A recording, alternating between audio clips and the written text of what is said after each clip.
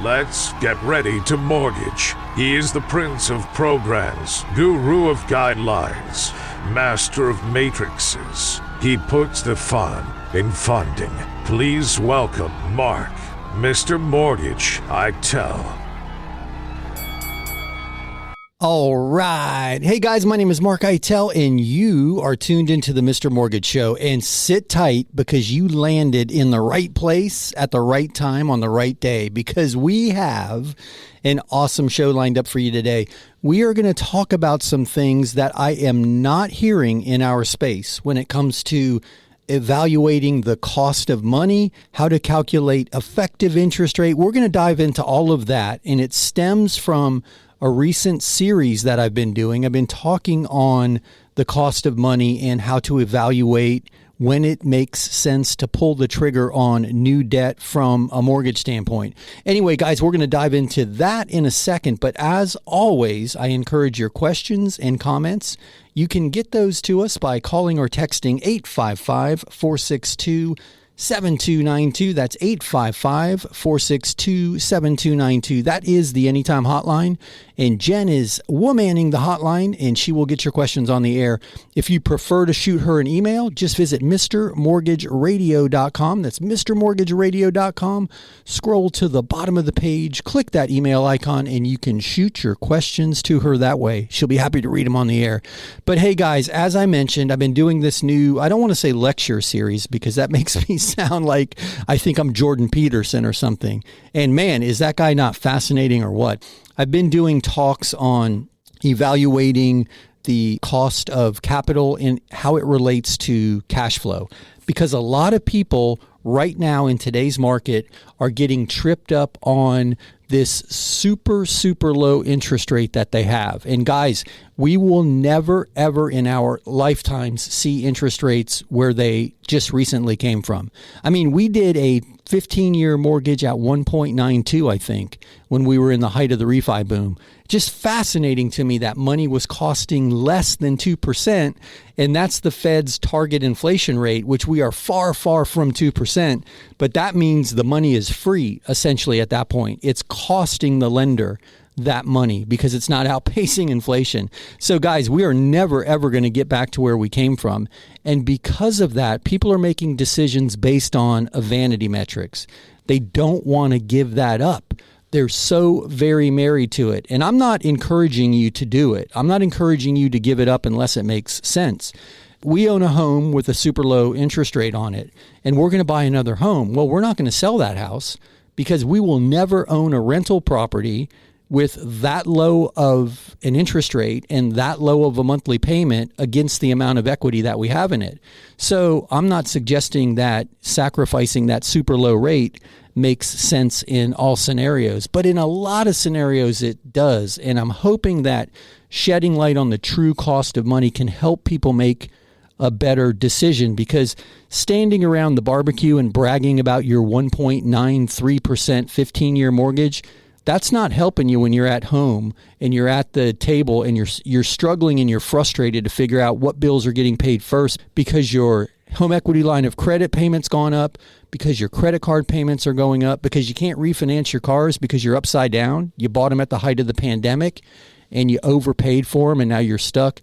So right now today, the average credit card is over 21%. And these numbers come from Bankrate and NerdWallet. I did the research before we jumped on the air. This isn't my data. Average credit cards are over, I think over 22%, let's call it over 21%.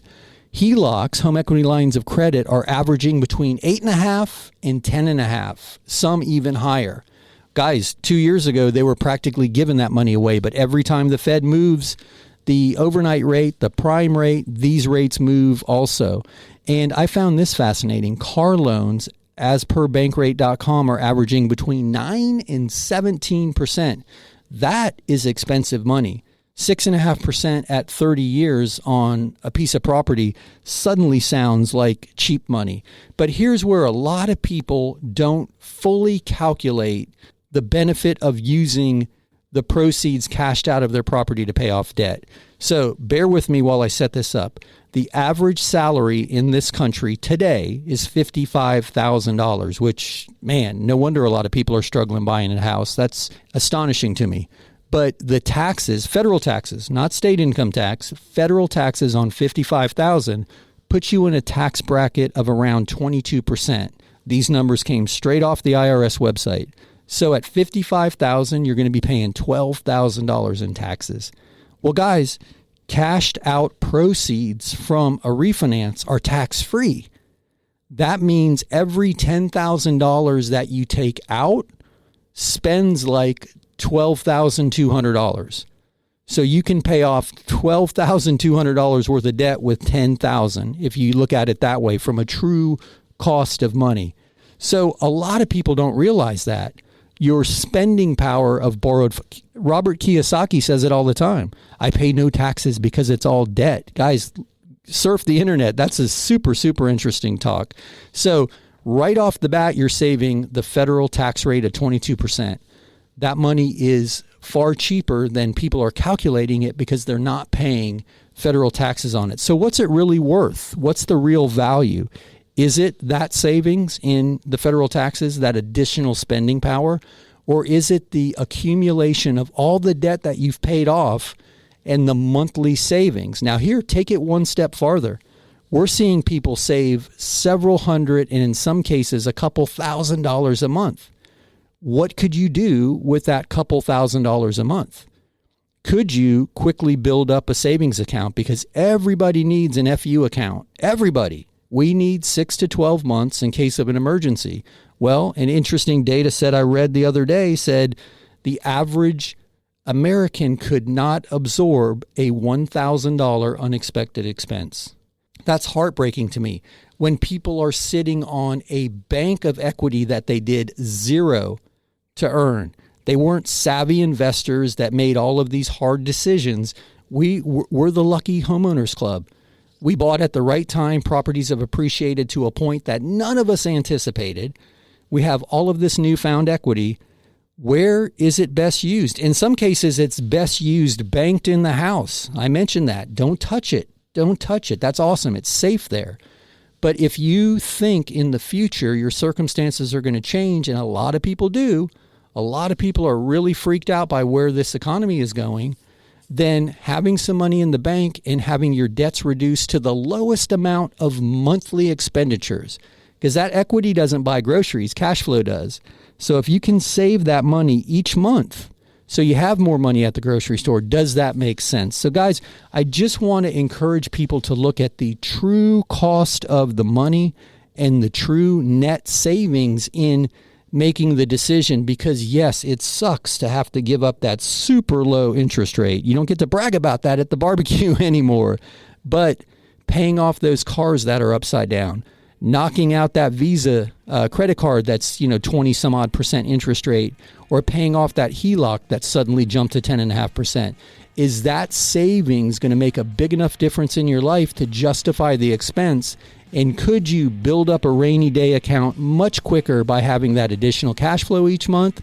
And then, guys, we haven't even talked about this. You want to control your effective rate of interest, your true cost of money? Start prepaying principal. Not only will you pay your loan off faster, you'll reduce your cost of money significantly. You could turn 6 into 3 in a hurry that way. But guys, you hear the music? That's my cue. We'll be back in a few. Sit tight on the other side of this break. We'll be back with more of the Mr. Mortgage Show. So you think interest rates have gotten too high to refi? Well, not so fast. There are several reasons people refinance. Sure, lowering your interest rate is one, but there's debt consolidation, home improvement, unexpected medical expenses, pulling out some equity to go buy an investment property. Heck, I even know of one guy who refinanced his house so he could buy his mistress a condo. But let's jump back to debt consolidation for a minute. I'm working with a client right now. His name is Ben.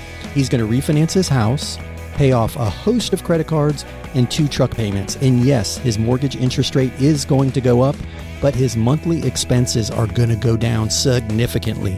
And that monthly savings is going to get he and his family back on track. Guys, if you've got questions, check us out at MrMortgageRadio.com. That's MrMortgageRadio.com. My name is Mark Eitel, NMLS 1929005. I host the Mr. Mortgage Show, and we are always here and happy to help. Check us out at mrmortgageradio.com. Welcome back to the Mr. Mortgage Show. Call us now at 855-462-7292. All right, we are back. My name is Mark Eitel, and this is the Mr. Mortgage Show. And guys, I hope you are ready. I hope you're wound up. Man, I really appreciate you letting me rant a little bit in that opening segment, because I just think we need to stop making decisions with emotion and ego and start using data and logic, because it's much, much more beneficial in the long run. You're going to come out on top. But if you have questions and you want to get them in this week's show, just call or text 855-462-7292. That's 855-462-7292. That's the Anytime Hotline. Or head on over to mrmortgageradio.com, scroll to the bottom of the page, click that email icon, and you can send your questions to Jen that way. But guys, I'm wound for sound. I am highly caffeinated, super excited to be with you. So let's dive right into some of these questions. Hey, Jen, throw me question number one. Courtney sent us this. We've been helping my father financially, but things are getting tough. I'm thinking it may be time to discuss a reverse mortgage. How exactly does the repayment work with a reverse mortgage? Can we get stuck owing a bunch of money when my father dies? Hey, wow, Jen, that was very dramatic. Did anyone else catch that, how she set that up? I think it's time to discuss a reverse mortgage. Dun, dun, dun. It sounded like a drama series on TV. Hey, great question, Courtney. No, I'm kidding. Jen's giving me the stink eye, guys. I think I'm in trouble. To answer your question, Courtney, no, you won't get stuck with a bunch of debt. Now, you will have to pay the loan off when your father passes. So it's like any other mortgage. It has to be paid at the transfer of deed. So once he passes, or if he moves into assisted living full time and he's no longer occupying the property and you sell it, that mortgage gets paid off. But if your fear is that over time, he could accumulate so much debt against the property that he's in a negative equity position, meaning he owes more than it's worth, that's not going to impact you. The reverse mortgage is part of the FHA loan portfolio, if you will, the catalog of products. So it's insured. It's a federally insured loan program, and you just slide the keys across to the bank. The bank sells the property. They incur the loss, and later they cash that insurance policy to get a portion of those proceeds back. So it does not negatively impact you if he should owe more than it's worth when you inherit the property. I hope that makes sense. And guys, a lot of people have that question. It's a non-recourse loan. You can give the keys to the bank. You have a year to settle the estate also. That's another big one. How long do we have to pay that off? What's going to happen? They give you adequate time to settle the estate because the industry knows that that's usually the end of life loan, right? That's the last loan the people are going to get. So it's set up that way intentionally to give you time to settle the estate, and then also that insurance component makes it non-recourse to you as an heir. So brilliant question. I appreciate that. And we are talking to more people about what we opened the show up with, debt consolidation loans, and then also a lot of people are leaning into the reverse mortgage because equity is all they have right now. That Social Security increase wasn't enough. And man, it's just so much more expensive to live today than it was, as recently as 3 or 4 years ago. Homeowners insurance, the groceries, the fuel, the healthcare, everything, these everyday expenses that the fixed income senior just can't avoid. The equity is usually what they have to lean on. So we're talking to more people about it. Courtney, if you need more info, reach out. I'll be happy to send you the reverse booklet. If anybody wants to request it, go to mrmortgageradio.com and click on that more about reverse link. But I appreciate that. Hey, Jen, throw me another question. Nikki is asking, how will refinancing my mortgage for debt consolidation affect my credit score? If we pay off all our credit cards and close the accounts, our score should go up, right? Hey, that's a great question. They will go up, but as long as you don't close those accounts out, because length of credit is one of the criteria that are factored into scoring. So a lot of people make that mistake and they'll pay the debts off and then close the cards. And then now they don't have any old established credit lines.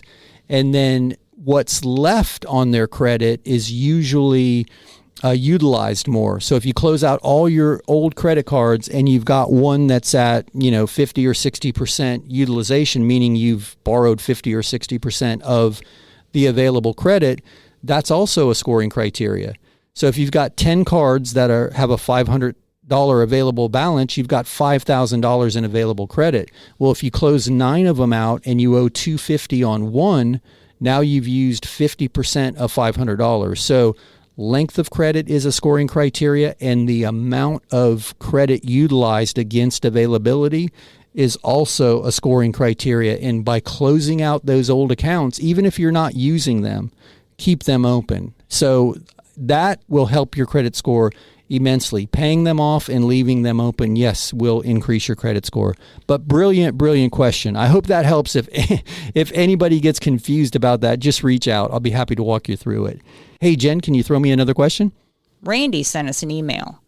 This may be hard to follow, but can I buy an LLC that owns a rental property instead of buying the property?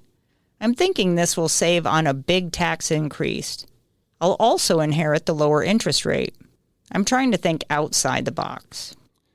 Hey, Randy, that's a great question. You might be thinking a little too far outside the box when it comes to the tax savings component, though, because commercial property or residential rental property, so anything that's not a primary residence, the taxable value is reassessed annually.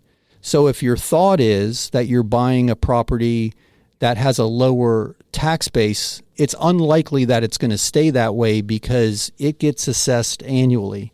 And that's one of the advantages of homestead exemption on primary residences. That increase is capped. So from that standpoint, and I guess I need to back up. I'm not a tax attorney, but that's one thing I see that's flawed in this calculation. I don't know that the tax savings is going to be there to the point that you're considering it to be as a buyer. And I believe that the seller will also have a taxable event by selling the LLC. Now, you inheriting a lower interest rate, that's where it gets interesting and attractive. Assuming that the loan was closed in the name of the LLC and that the original LLC owners are not personal guarantors, then this might work. It might be a way that allows you to take over that loan that is currently on the property under the terms that it currently exists, because if XYZ LLC is the owner and the borrower and that doesn't change, then in theory this could work. But I would love to have a conversation with you and understand it in a little more detail. Because I'm missing a lot of details that I would need to have a full comprehension of this. And secondly, I am not a tax attorney. I don't play one on TV. I didn't sleep at a Motel 6 last night or whatever that motel commercial used to be. So I don't want to pretend to understand all the tax implications around it. But I do know where you're going, and I think some of it has merit. So interesting concept, and I commend you for thinking outside the box. Now, I know I didn't fully answer that question, but I would welcome the opportunity to have a deeper conversation with you about it. But hey, you hear the music? You know what that means? That's my cue. We'll be back in a few. Sit tight on the other side of this short break. We'll be back with more of the Mr. Mortgage Show.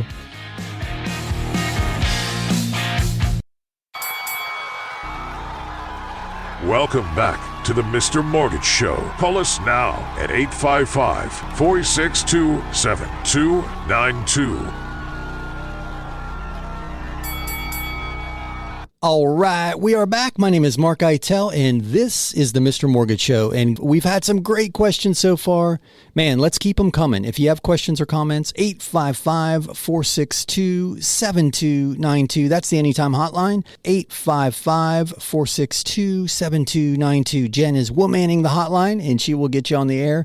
If you prefer to shoot us over an email, just visit MrMortgageRadio.com. That's MrMortgageRadio.com. Scroll to the bottom of the page. page, click that email icon, and you can shoot your questions over to Jen that way.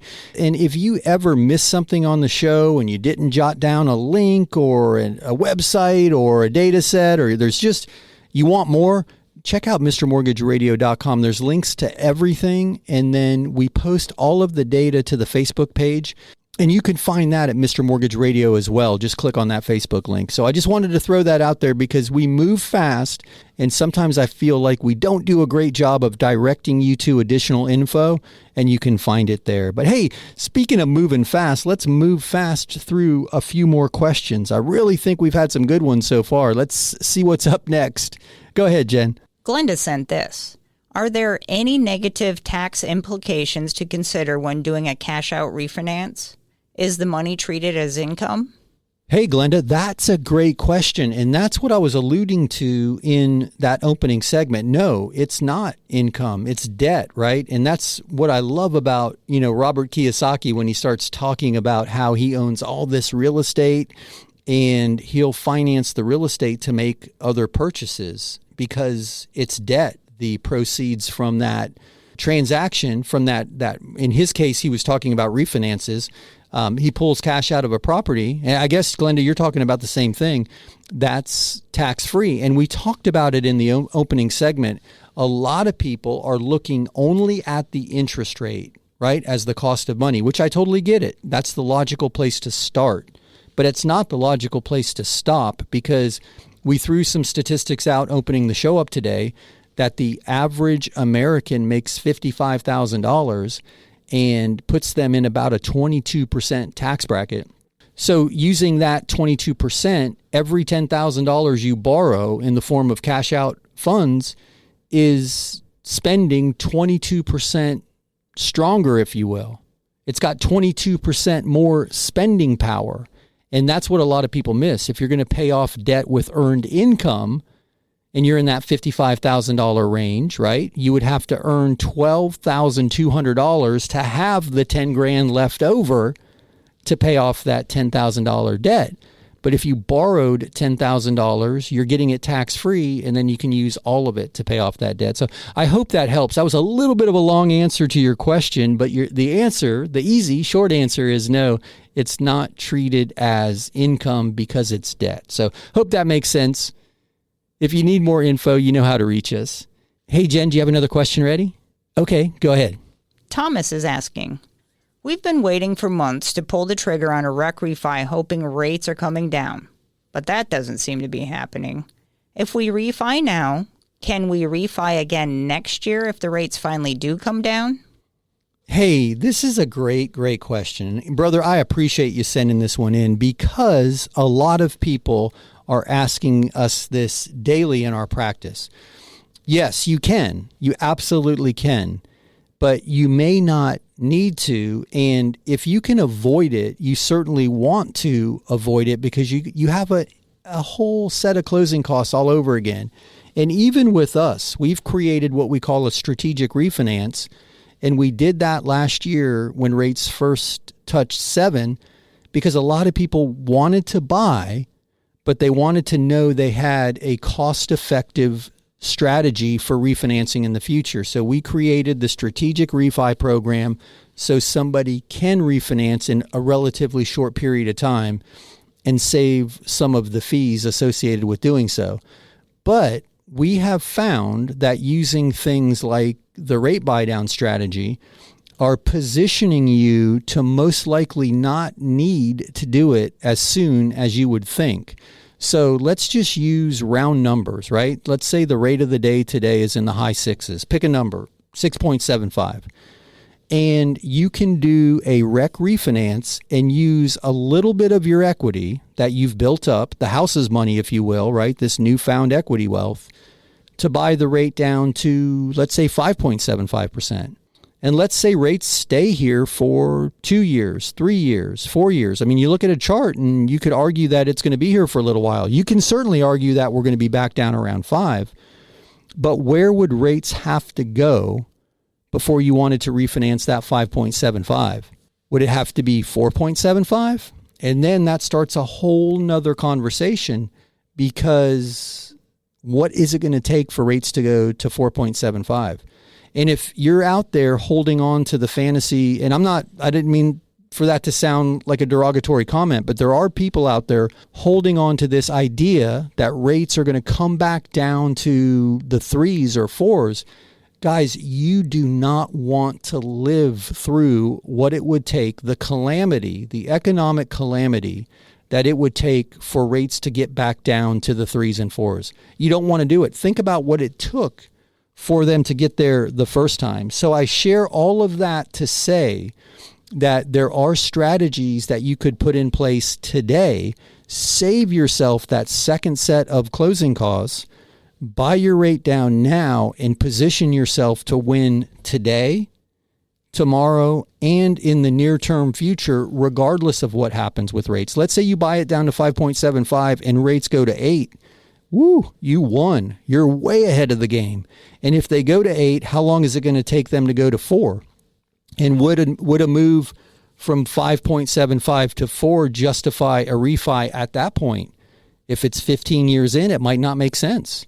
So these are conversations I love to have around the evaluation of doing this. But to answer your question, yes, you could do a back-to-back refi strategy. I would like to talk to you about putting a strategy in place, though, that would allow you to win today so that you did not necessarily have to jump right back into another refi. Just saying, because even with the strategic refinance, there are costs associated that you can't avoid. So it's not as simple as just knocking on the door a second time and getting a better interest rate. I hope that helps. And I don't mean to imply that you're holding on to this fanciful whim of some super low interest rate. These are just things I hear every day from realtors, from people who are on the fence about making a decision, and they saw somebody on TikTok or they saw somebody on YouTube saying, rates have to go back down. Well, rates don't have to do anything. At the end of 2021, that we projected interest rates were going to go somewhere around 6%. Everybody told me I was crazy. Stop drinking, Mark. What are you smoking, Mark? Well, rates went up to 7%, and those people were saying that rates were going to stop under 4. Well, those very same people said we were going to be in the 5% range by the end of Q1 of this year. Well, where are we, guys? And I'm not saying I'm Nostradamus. I use the data, not the emotion. I'm not trying to tell people what I think they want to hear. I'm telling them what I believe. So anyway, I hope that helps. I appreciate the question for sure. And I personally believe in almost any interest rate environment, there are real estate strategies that make sense. So, man, I appreciate that question. Guys, you hear the music, you know what that means. That's my cue. We'll be back in a few. Sit tight on the other side of this short break. We'll be back with more of the Mr. Mortgage Show. Hey, it's Mark Eitel, host of the Mr. Mortgage Show, and I'm going to interrupt this commercial break to ask you for a favor. If you know any friends, family, coworkers, or the guy in front of you at the grocery line who's talking or thinking about buying or selling or refinancing real estate, I'm hoping I can count on you to help me spread the word, introduce them to me, to the team. You can do that by simply sharing MrMortgageRadio.com. That's MrMortgageRadio.com. Guys, it's Mark Eitel, NMLS 1929005. Now, back to the commercials. Are you in the market to buy or sell a home? Look no further than reallyGreatAgents.com, your trusted source for top-tier real estate professionals. The Mr. Mortgage team has done the legwork for you, hand-selecting a national network of agents who are committed to delivering exceptional service and results. Whether you're a first-time homebuyer or a seasoned seller, these vetted agents will guide you through every step of the process. Visit reallyGreatAgents.com today and connect with a truly great agent who's got your back. That's reallyGreatAgents.com. Welcome back to the Mr. Mortgage Show. Call us now at 855-462-7292. All right, we are back. My name is Mark Eitel, and you are tuned into the Mr. Mortgage Show. And guys, we're going to jump right back into your questions. But if you have questions or comments, just call or text 855-462-7292. That's 855 462-7292. That is the Anytime Hotline. Jen is standing by, womanning the hotline, and she will get your questions on the air. If you prefer email, check out MrMortgageRadio.com. That's MrMortgageRadio.com. Scroll to the bottom of the page, click that email icon, and you can shoot her your questions that way. But without further ado, let's throw it over to Jen for another question. I think I know which one's coming because I was peeking at the screen. This one has no name. Can I buy a property now without my spouse finding out and later refinance and move into it as my primary home? I'm anticipating a divorce soon and want to be ready. Anonymous. Do you think Anonymous is a man or a woman? I'm thinking it's a woman that wants to get away from her man. Yeah, I do too, because men, we're just not that smart. They're not that calculating. Not that calculating at all. We're the big dummies in the relationship. So, Miss or Mr. Anonymous, I don't mean to typecast you. I just think women are smarter than men. But anyway, yeah, so this is an interesting question. I am not prepared to answer it because I'm not an attorney. I don't know that you're going to hide it from the court and that you're going to hide it from the attorney. In theory, you could go out and buy the property and get yourself set up, but you might have to fight for half the value of it when you get divorced.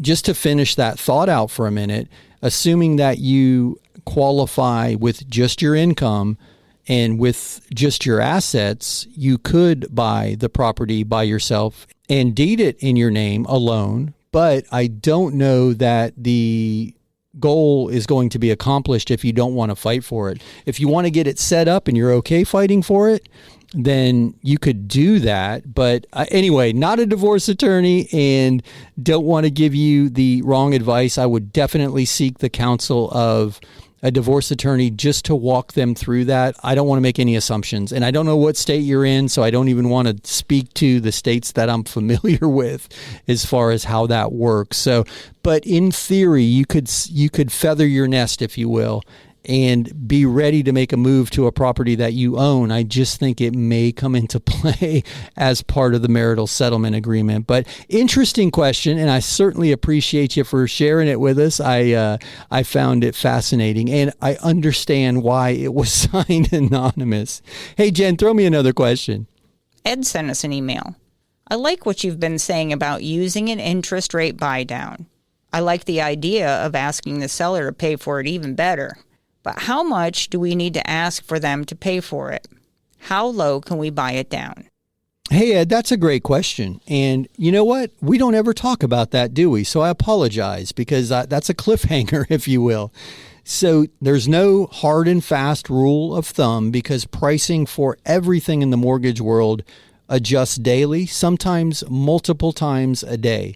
But a pretty good rule of thumb is 3 to 4 points, which is 1% of the loan. So if you're buying a $250,000 house and you're putting $50,000 down and you're taking a $200,000 mortgage, 3 points would be $6,000. So between 3 and 4 points on any given day will typically buy the rate down a full percentage point, maybe a little bit more, but that's a permanent rate buy down for the entire term of the loan. So to play that out, if you could get a seller contribution on that example of somewhere between, $6,000 and $8,000, which on a $250,000 purchase is not uncommon, that's usually enough money to move the needle a full percentage point. So I hope that helps. Now, the other side of that question, how far you can buy the rate down, that's a very complicated question. I would encourage you to give us a shout. Let's talk that one through off the air. And the reason is it depends on how the fee structure for the buy down is set up on the front end of the loan, because there's not a cap on how far you can buy it down. There is a point of diminishing return. You'll see that it quickly costs more than it's worth to buy the rate down beyond a certain point. But why I reference the fee structure is since the lending guidelines were changed and the new laws were put in place post the crash, there are limits on what you can pay as a total bucket of fees.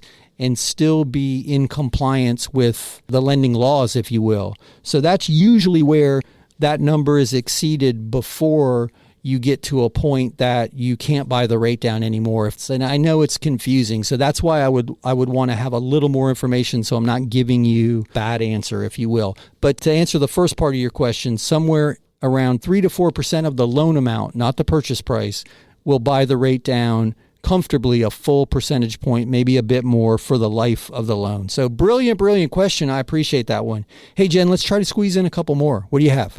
Brenda sent a text. My husband and I want to help our son buy a home.